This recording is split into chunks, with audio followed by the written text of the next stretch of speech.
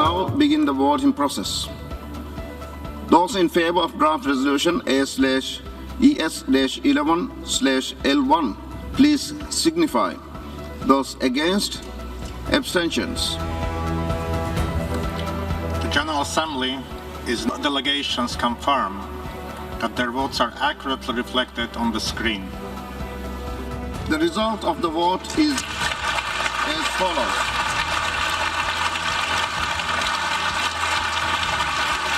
The result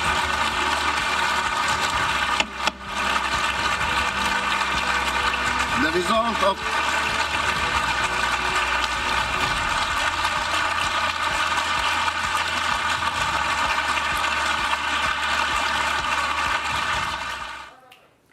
You saw how the United Nations in a historic vote overwhelmingly favored a resolution demanding that Russia withdraw its forces from Ukraine.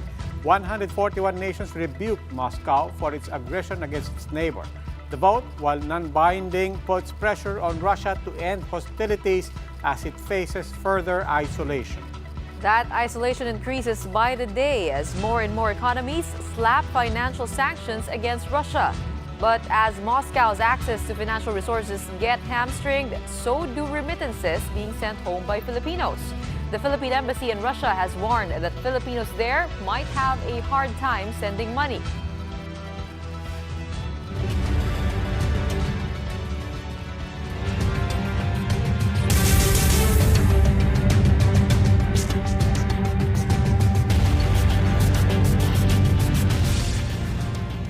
Good evening, I'm Gretchen Ho.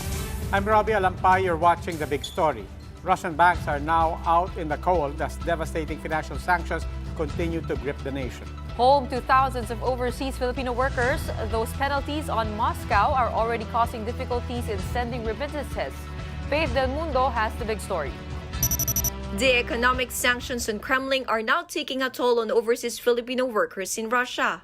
While it's relatively calm in St. Petersburg, Mini Badar, an English tutor in Russia for 6 years, can't help but be anxious.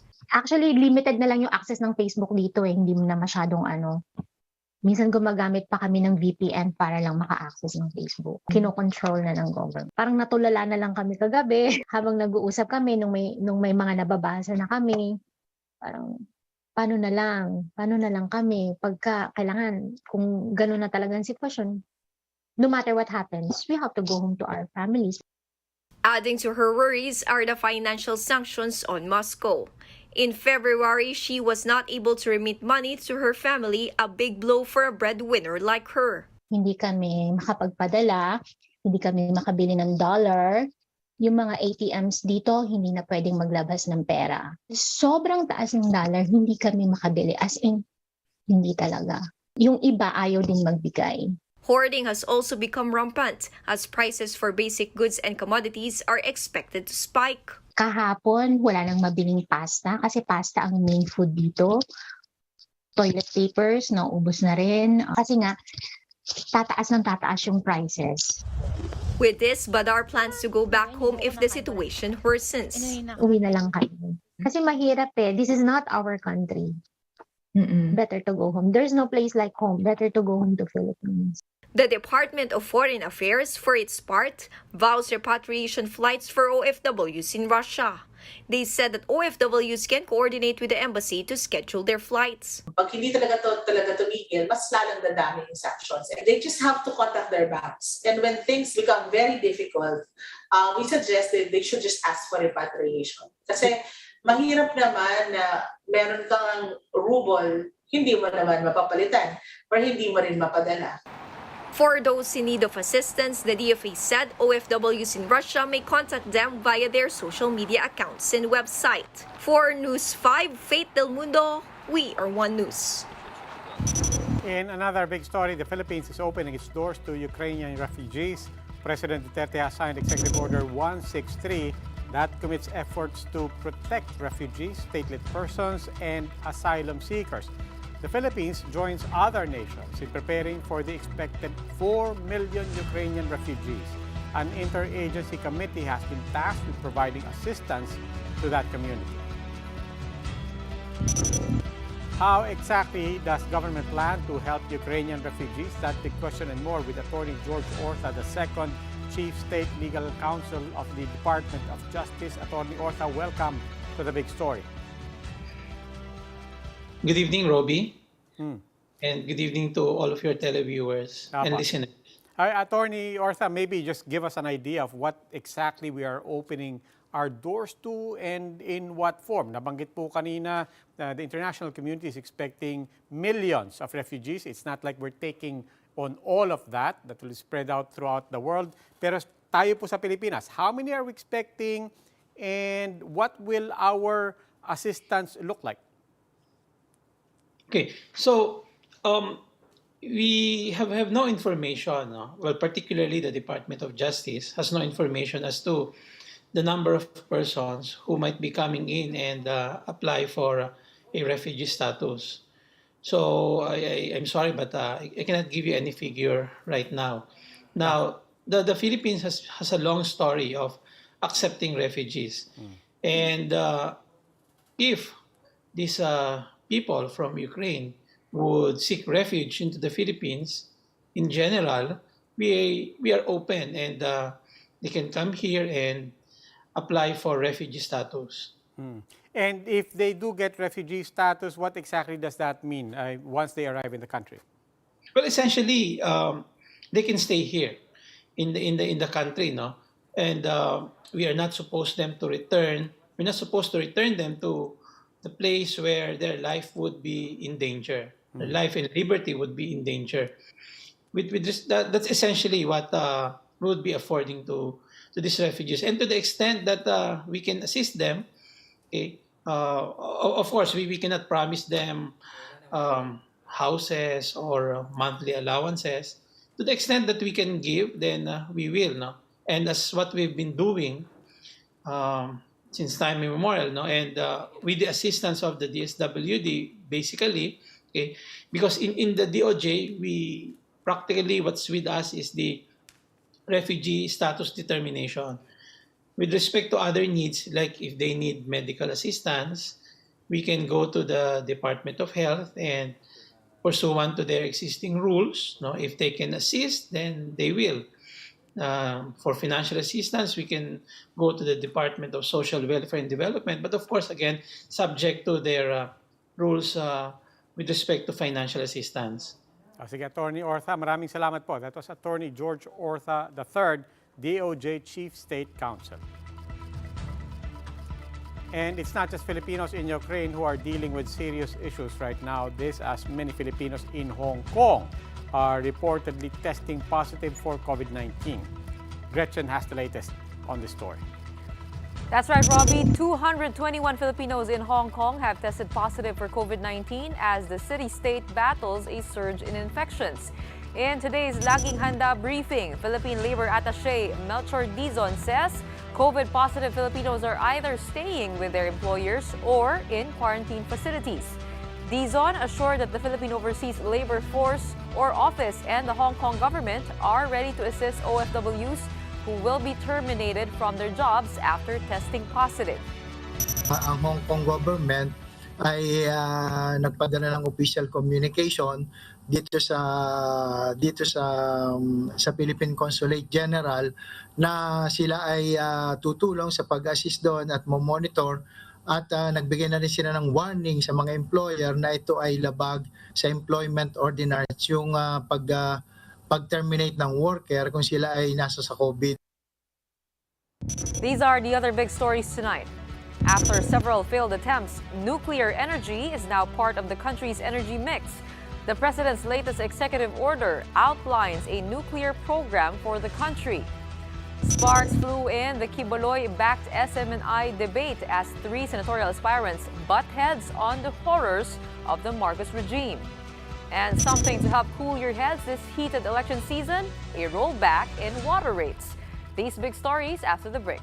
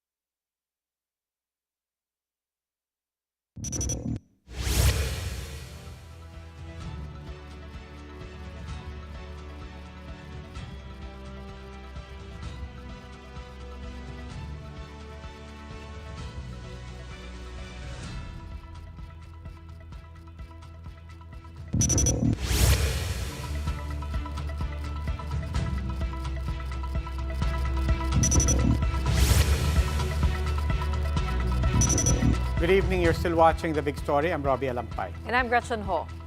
President Rodrigo Duterte has signed an executive order reviving the use of nuclear power as an alternative source of energy to coal. But how soon could the country see the use of nuclear energy? And does this mean that the Bataan nuclear power plant will be revived? Faith Del Mundo tells us in her report. The Philippines may soon tap nuclear energy as early as 2027. President Rodrigo Duterte, through Executive Order 164, established nuclear power as a viable source in the country's energy mix. The choice to put up the nuclear power plant will be in the next administrations, not just this administration, but next administrations. When they see that it will be needed, then the framework is there already, and we have saved everybody 5 to 6 years of preparing. But the Energy Department admits they have a long way to go. After all, the regulatory framework will still require legislation, and that would be dependent on the next administration's agenda. Parang papatayo ka ng building, nalalagyan mo ng TV. Ito, parang bibili ka lang ng TV. So, mabilis, di ba? But the preliminary requirement here, of course, dapat nandun yung regulation on nuclear power. So, wala pa tayo nun. So, it can come earlier, but the regulations should be there. The DOE says the nuclear power program consists of 4 cornerstones: the national policy, the legislative framework, alignment with international standards, and public awareness. So does this mean the Bataan nuclear power plant will be rehabilitated? Not exactly, says Undersecretary Erguisa. The basic item here is energy security. How well it can help us secure our energy in the future. Number 2, since it is rehabilitated, the safety, safeguards, security aspect, kaya pa ba niyan? Yung cost niya, magiging competitive ba siya o magiging mahal? So how do Filipinos feel about having nuclear energy in the country? Erguisa points out that in a 2019 SWS survey, 79% of Filipinos favor nuclear energy. He adds the move to greenlight nuclear power is centered on energy security. Erguisa says this must not be politicized. This is a policy for the future. It's not just about putting up power plants, but we're preparing something that will be definitely needed in the future. Though it was mentioned, Presidential Bet Bongbong Marcos said if elected, he wants to revisit and possibly use the Bataan nuclear power plant. But for Manila Mayor Isko Moreno, the facility may no longer be viable or safe. For News 5, Faith Del Mundo, we are One News.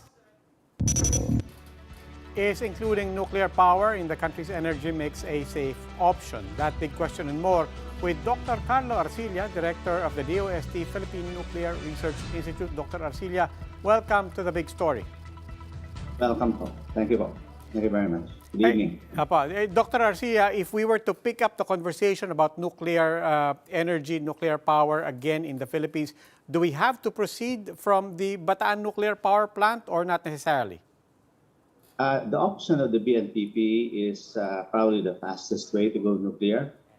The reason for this is that the structure is already there, and there is an offer from the South Korean government to rehabilitate it for about $1 billion. Now, why is that significant? Because South Korea has a working model, exact model of the BNPP, 4E2.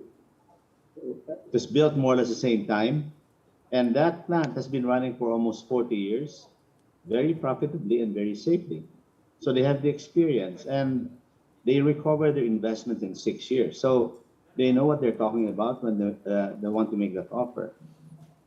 We have paid every last cent of that debt coming into the for that nuclear power plant, and but the president in his EO said that we have to study first it has to be vetted because it has been operated 40 years. So we will have to make sure it is still viable, but it's there. Okay. Another option is called the small modular reactors. These are small reactors that can be placed in islands not connected to the grid. It is very good for the Philippine archipelago. So the EO does not specify whether it's BNPP, but the plants will be studied on their own merits. Beyond the plants themselves and beyond even the question of where to locate a plant or those plants, what else does the country need to consider in the overall ecosystem needed to say that we are ready for nuclear power? Nuclear waste, for example. Okay, all right. I'm glad that you mentioned nuclear waste. Just to put this in perspective, the world now has about 450 nuclear power plants. The experience in nuclear is almost 50 plus years. And America, for example, has about 95, almost 100 nuclear power plants with an average age of 60 years, and the licenses are being increased to 80 years. So from the perspective of safety, why does America allow almost 100 nuclear plants, 60 years old, to even operate up to 80 years? It's inexpensive, and then it has no emissions. So it is among the biggest power sources. It is really climate-wise the best option. Now, there is nuclear waste, and nuclear waste will be active for 10,000 years. But the solution to nuclear waste disposal is geologic disposal. I know that because I'm a geologist, and there are very, very interesting studies on this. And in the Philippines, actually, there's an advantage with respect to nuclear waste disposal because we have technology to drill deep boreholes because of our geothermal technology. So, to my mind, the disposal is not an issue. The issue there, to my mind now, is stakeholders' acceptance. But the survey tells us 79% are open to it because of the prohibitive price of electricity. That is, I think, the main issue. And look at it this way: 40% of Luzon is based on Malampayas gas, which is almost running out. And 56 to 60% of our energy comes from coal, which is almost all imported. So it puts us at a very difficult situation. For example, if Indonesia, which supplies most of our coal, as they did 2 months ago, said, we won't export any more coal. And so where will we? And then the summertime is here, so that the dams have very little water. And even with renewable energy like solar and wind, they cannot supply what is so basic. Okay, Dr. Arcilla, maraming salamat po. That was Dr. Carlo Arcilla of the DOST PNRI. From power to water, get ready to save as much as 90 pesos on your water bill. Starting this month, water rates are set to go down. Shaida Francisco tells us why in this report. Salve does her laundry twice a week. But with her water bill skyrocketing to over 20,000 pesos since the pandemic, she is now reducing her water consumption. Bayad po namin partial lang po. Palaki ng palaki pag hindi po ako nakapagbayad eh. The good news is customers of Maynilad and Manila Water will see a reduction in water bills starting March 21. This as chargers will not be subjected to the 12% VAT after both concessionaires were granted franchises in December. Under the National Internal Revenue Code, they will be subjected to franchise taxes instead. This includes the national franchise tax as well as the local franchise tax, which varies per LGU. Based on the Metropolitan Water Works and Sewage Systems computation, customers of Maynilad can save anywhere between 10 and 90 pesos per month. For Manila Water consumers, they can expect a reduction of 7 to 58 pesos depending on their water consumption. This is the first time that the two concessionaires were given a franchise. Before, they were using the franchise of the MWSS. That is why this is the first time that we will be removing the VAT. Some Maynilad customers will also be able to save more due to the rebate that will be imposed by MWSS as penalty for prolonged water interruption. I won't say that swerte sila that they're getting a rebate because I would rather pay that and have water rather than get that rebate. It's actually a consuelo lang, the rebate. But we are still computing it. The MWSS aims to finalize the rebate amount by next week. Shaila Francisco, VR 1 News. Time for another quick break. More of the big stories when we return.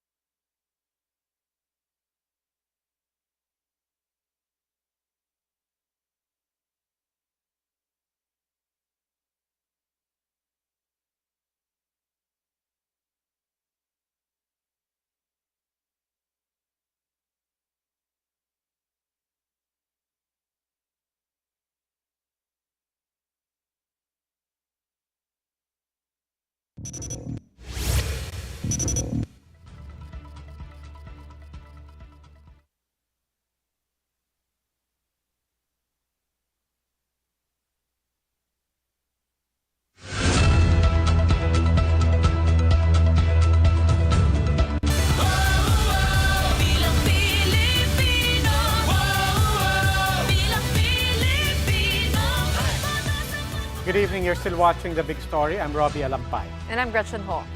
Presidential candidate and Manila City Mayor Isko Moreno clarifies he is against the use of illegal drugs after repeatedly using what is known as the two joints hand sign during his sorties. Meanwhile, other candidates are trying to break ground in areas outside their bailiwicks. Mon Gualvez has this report. A month into the campaign period, presidential bets continue to make the rounds. Never mind that some areas are bailiwicks of other candidates, some hopefuls say it ain't over till it's over. Take the case of Senator Ping Lacson, who together with his running mate concluded his Bicol campaign in Sorsogon. The region is a known bailiwick of Vice President Leni Robredo.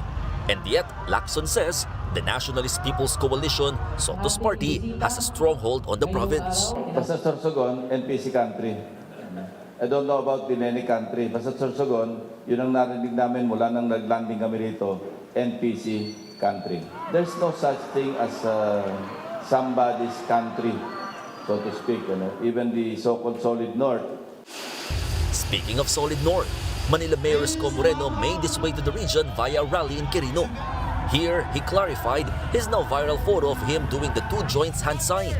He said he is not in any way promoting drug use. This is not drugs. Huh? This is two joints. Diba? Two joints. Drugs ba yun?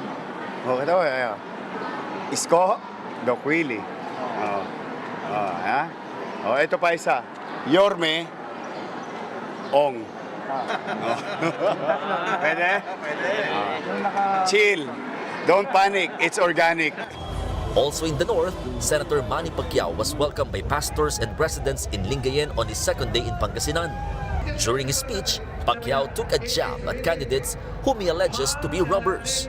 Huwag po tayong bumuto sa mga mapagsamantala. Nakawan tayo. Kailangan po talaga ang isang leader may takot sa Panginoon. Ferdinand Marcos Jr. headed to Batangas with running mate Sara Duterte.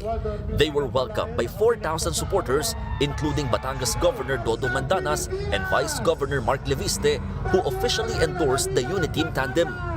VP Leni Robredo, meanwhile, revisits Mindoro. She met with fisherfolks and signed the covenant for policies that will help the sector once she becomes president. Robredo got the backing of 1st District Representative Doyle Yatchon. For News 5, Mon Gualvez, we are One News. Meanwhile, Senatorial candidate and labor lawyer Luke Espiritu got into a heated debate with his opponents Harry Roque and Larry Gadon over the human rights violations during martial law. During the SMNI senatorial debate, Attorney Espiritu said children should be taught the atrocities wrought by the Marcos dictatorship. Uniteam allies Gadon and Roque hit back at Espiritu by dismissing and denying reports of human rights violations during martial law. With all due respect to Attorney Harry Roque, I know your history. You were anti-Marcos before. And now that you were given a Senate spot under the party of Bongbong Marcos, now you cry hallelujah and praise Marcos. Even as the war in Ukraine rages on, life still finds a way.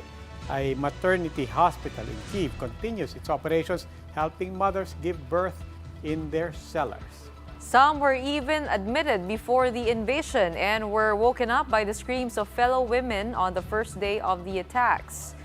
Safe from the chaos around the city, Ukrainian babies greet the world and take their first breaths in this basement in Kyiv.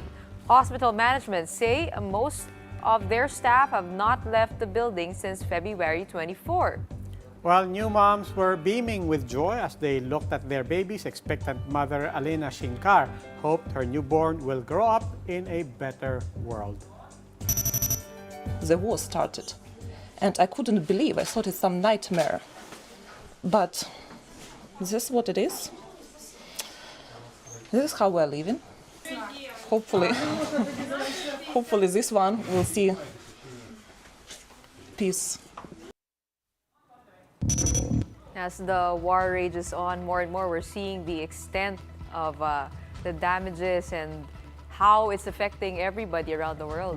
And it's getting harder and harder to watch, but you know, going to that story, I was just thinking how the theme of mothers is taking on such an outsized role in what we're seeing in this story. Because it's not just, you know, it's not just seeing refugees and people giving birth in difficult conditions, but even yung soldiers, napapanood mo yun?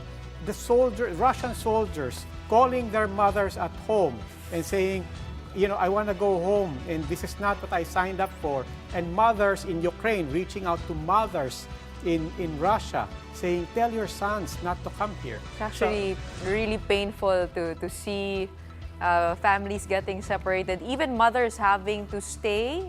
They can't leave because of the babies. Nobody wins in a war, sabi nga Nobody. nila. We continue to pray for the people in Ukraine and Russia. That wraps up today's big story. Catch us again tomorrow at 8 p.m. on Signal Channels 8 and 250. Please like our Facebook page, One News, for more in-depth analysis. Visit our webpage, onenews.ph. Mask on. Wash hands. And stay safe, Philippines. I'm Robbie Alampay. And I'm Gretchen Ho. We are One News. Have a good evening.